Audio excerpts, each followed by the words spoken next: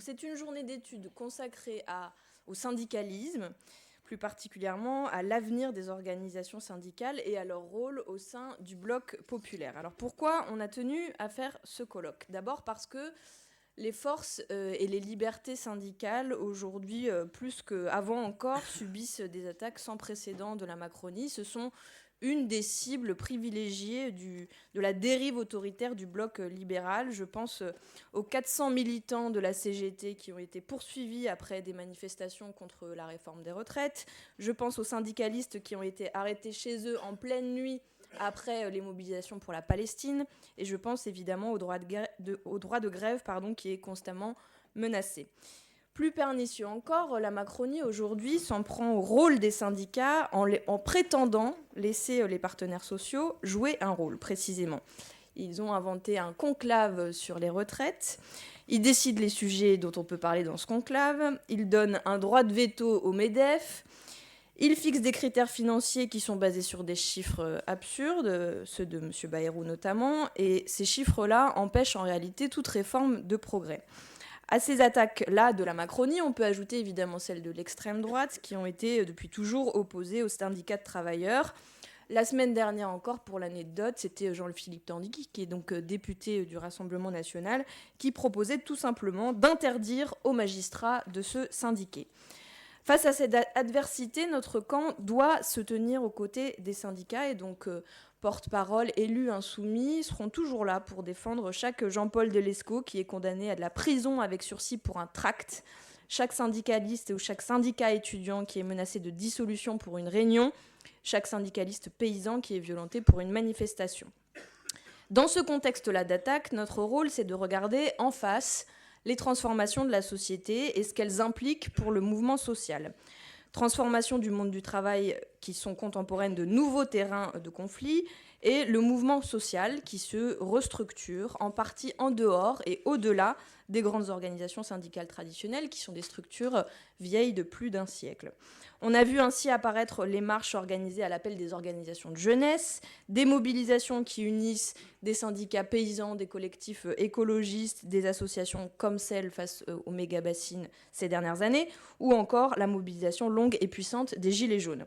Et puis enfin, pour nous-mêmes, le champ politique aussi s'est transformé avec l'effondrement des partis de gauche traditionnels, le Parti communiste français et le Parti socialiste, ce qui a substantiellement modifié les relations institutionnalisées entre forces politiques et certaines organisations syndicales.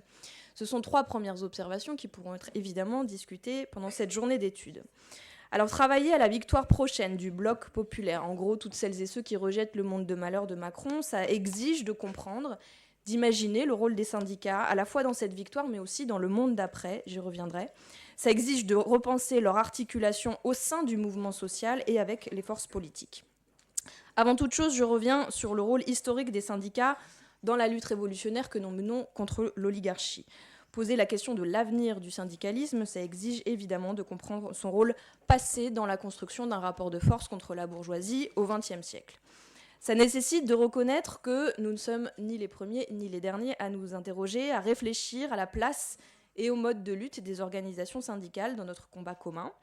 Je reviens, vous allez le voir, il y a assez loin, chez Marx d'abord, les syndicats qui doivent être strictement séparés des organisations politiques, qui sont des foyers d'organisation de la classe ouvrière, qui sont des sortes d'écoles du socialisme, où les ouvriers, là je le cite, s'éduquent et deviennent socialistes parce que tous les jours se mène sous leurs yeux la lutte avec le capital. Lénine également, pour qui, et là je le cite aussi, les syndicats sont l'organisation historiquement inévitable du prolétariat industriel. Par contre, lui, à l'inverse de Marx, il défend un modèle d'organisation parti-syndicat-masse, dans lequel le parti, pour diriger et former les masses, doit travailler à l'intérieur des syndicats. L'un et l'autre, chez lui, ne sont plus des sphères distinctes. Ce sont des variantes donc d'articulation, d'insertion des syndicats dans le mouvement social révolutionnaire. Ces questions se posent depuis toujours. Il y a des litiges aussi concernant la stratégie et les modes d'action des syndicats, qui se posent là aussi depuis longtemps. Je remonte à 1906 avec Rosa Luxembourg, qui défend à l'époque, contre ses camarades socialistes qui n'y voient chez elle qu'une trace d'anarchisme, que la grève de masse, la grève générale, est une nouvelle forme de lutte syndicale dont il faut s'emparer et qu'il faut appuyer. Ce sont donc des conceptions théoriques qui sont vieilles d'un siècle ou deux, mais qui en réalité continue à irriguer l'imaginaire collectif et dont découlent des principes d'organisation et d'action qui sont inchangés. Inchangés, y compris parfois jusqu'à l'absurde, puisque certains continuent d'invoquer la charte d'Amiens de 1906 pour refuser l'unité d'action entre syndicats et partis politiques, alors qu'elle défend justement un rôle très politique pour le syndicat. Depuis, d'ailleurs, il y a eu le Front populaire en 1934, formé par les partis de gauche, mais où le syndicalisme a évidemment joué un grand rôle. Il y a eu 1945, la participation des syndicats au programme du Conseil national de la résistance. Donc une permanence de ces enjeux depuis plus de 100 ans qui illustre le rôle absolument essentiel, structurel des organisations syndicales dans la conquête des droits des travailleurs au XXe siècle. Et si les syndicats sont aujourd'hui encore beaucoup réprimés, c'est parce qu'ils ont gagné, et gagné beaucoup. Je reviens en 1910 sur les retraites ouvrières et paysannes, la suppression du travail de nuit dans les boulangeries et la journée de 8 heures en 1919, la loi sur les assurances sociales en 1930, les congés payés en 1936, la création du salaire minimum en 1950 ou encore la retraite à 60 ans en 1983. Entre autres choses, vous le savez, ici dans cette salle. C'est un horizon de progrès social qui a été donc porté par les syndicats et qui a fédéré massivement travailleuses et travailleurs. Mais ils étaient en moyenne 3 fois plus syndiqués qu'aujourd'hui. Et les grèves étaient massives. Grève générale de 1953 qui a rassemblé 4 millions de personnes, ou encore mai à juin 68, où 7 millions de travailleurs étaient en grève et occupaient leurs usines, ce qui a conduit à ce que le SMIC soit ensuite augmenté de 35%. C'était donc un rapport de force mené par les syndicats extrêmement efficace. Je reviens au temps présent et un demi-siècle plus tard à Elisabeth Borne qui a passé en force une infâme réforme des retraites rejetée par la quasi-totalité de la population. Certains ont à ce moment-là déploré que l'activité la plus visible de l'intersyndicale se soit résumée à des journées d'action perlées. L'exemple de la lutte contre le report de l'âge de la retraite à 64 ans est très parlant, parce qu'on y a vu une transformation des modalités de prise en charge du rapport de force contre l'ordre dominant qui a échappé en partie aux grandes organisations syndicales traditionnelles. On a pu observer de nouvelles formes de résistance en réseau, des gens qui ont tenu la tranchée pendant les 3 mois de lutte contre cette réforme des retraites. Il y a eu des grèves, des manifestations puissantes évidemment, mais il n'y a pas eu de grève générale ou de journée d'action suivie pour les syndicats. Par contre, il y a bien eu des manifs sauvages, organisés par des jeunes, des chômeurs, des étudiants, la nuit, dans les villes, par les réseaux sociaux. Il y a eu aussi des occupations, là un péage d'autoroute, ailleurs un hypermarché, symbole du capitalisme écocidaire et pris comme tel par les gens qui les occupaient. Il y a eu aussi des blocages dans des secteurs clés de l'économie qui ont été auto-organisés par les travailleurs ou par certaines sections syndicales, dans des raffineries, des incinérateurs de déchets par exemple, avec les cheminots, les éboueurs, etc. Donc une transformation des modalités de mobilisation qui est assez logique. D'abord parce que, évidemment, la structure du marché du travail a énormément changé depuis le XXe siècle. Le prolétariat industriel syndiqué n'est plus et ne peut plus être seul au cœur d'un mouvement de masse. Les travailleurs, et a fortiori les plus précaires, ils ne sont plus seulement dans les usines. Ils sont ubérisés, ils font de l'intérim, ils changent très régulièrement de lieu de travail, ils relèvent parfois, souvent, du secteur tertiaire. Il n'y a plus qu'un salarié sur 10 qui adhère à un syndicat en France. Et si on regarde dans le détail, c'est 2% pour les gens qui sont en CDD, 11,8% des salariés en CDI, ce qui veut dire que les plus précaires sont aussi les moins syndiqués. De même, on constate de très grandes inégalités entre secteur privé et secteur public, respectivement 8 et 18% de syndicalisation.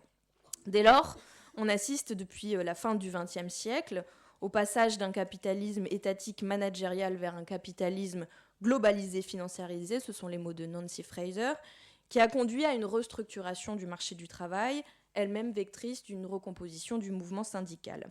Le néolibéralisme pose donc très concrètement des questions sur l'avenir des syndicats, la nécessité de leur adaptation dans le contexte d'un éclatement et d'une fragmentation du marché du travail, et ce sera l'objet justement de la première table ronde de cette matinée.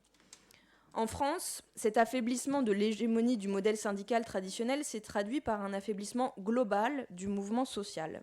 D'abord parce qu'on peut penser que les syndicats se sont coupés d'une partie des nouvelles formes de lutte et des nouvelles organisations.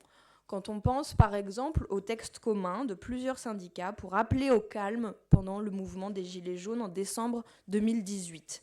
Quand on observe aussi que les marches à l'initiative de partis politiques, les journées d'action à l'appel de la jeunesse et des associations, qui se déroulent souvent le samedi et le dimanche, ont été boudées par certaines directions syndicales. Je prends un exemple, la marche contre la vie chère et l'inaction climatique de 2022, organisée par ce qui était alors la NUPES, donc tous les partis de gauche, des associations et des syndicats, où la CGT a refusé d'appeler et de participer.